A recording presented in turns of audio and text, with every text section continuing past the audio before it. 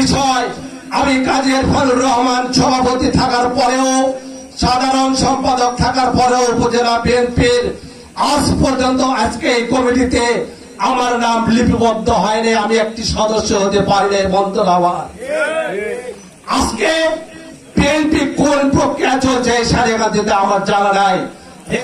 আজকে আপনাদের একটি কথা বলতে চাই, সেটি হচ্ছে যে 2001 সালে কাজী রফিককে নমিনেশন দিয়েছিলেন, উনি 28 দিনে এমপি হয়েছিলেন। শুধু 28 দিনে এই সারিয়াকান্দি সোনাতলায় গণসংযোগ করে উনি এমপি হয়েছিলেন। উনি কত পরিশ্রম করে এই এলাকার সারিয়াকান্দি সোনাতলার এমপি হয়েছেন।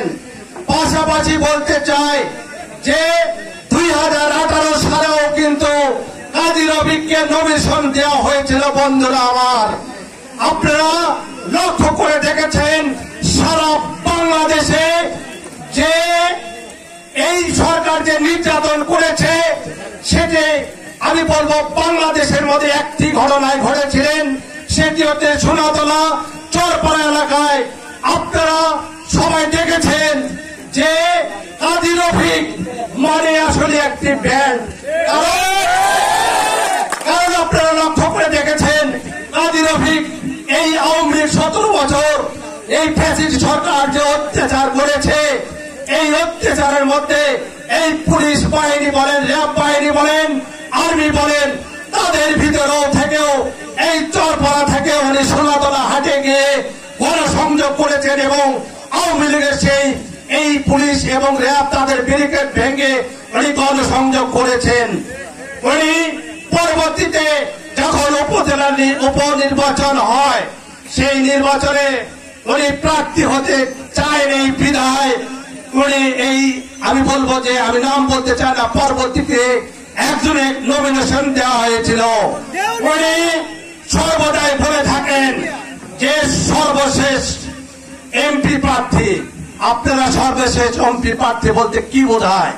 তার মানে ওনার পরে আর কেউ এমপি দাঁড়াতে পারবে না, এটাই তো বোঝায়। তাই বোঝায় না বন্ধুরা? তাই তো বোঝায়। তো আমি আসলে একটি কথাই বলতে চাই, বারবার একটি কথা বলতে চাই, কাজী রফিক এই 17 বছর বিএনপির পিছে তার অনুপ্রেরণায় আমরা এই সারিয়াকান্দিতে যে কর্মকাণ্ড গুলো করেছে, 2 মাস ব্যাপী আমরা অবরোধ কর্মসূচি করেছি। বন্ধুরা আমার, কিন্তু দুঃখের বিষয় আমি কাজী ইরফানুর রহমান সভাপতি থাকার পরেও সাধারণ সম্পাদক থাকার পরেও উপজেলা বিএনপির আজ পর্যন্ত আজকে এই কমিটিতে আমার নাম লিপিবদ্ধ হয়নি, আমি একটি সদস্য হতে পারিনি। বন্ধুরা আমার, আজকে বিএনপি কোন প্রক্রিয়া চলছে এই সারিয়াকান্দিতে আমার জানা নাই। এদল মেম্বার একটি কথা বলেছে, জামালপুরের সন্ত্রাসীরা এখানে জমি দখল করতে আসে।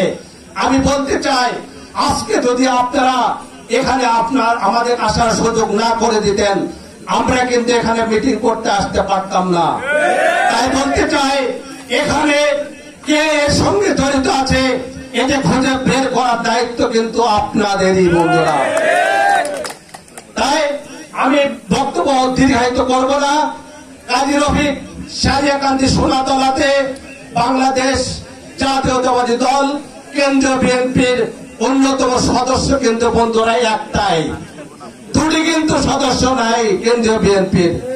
অতএব আপনাদেরকে বুঝতে হবে যে আগামীতে ইনশাআল্লাহ কে এই সারিয়াকান্দি সোনাতলায় নমিনেশন না আসবে, এটা অবশ্যই আপনারা উপলব্ধি করতে পারবেন। সবাইকে ধন্যবাদ জানিয়ে আমি আবার কথা বলা শেষ করছি। খোদা হাফেজ। বাংলাদেশ জিন্দাবাদ।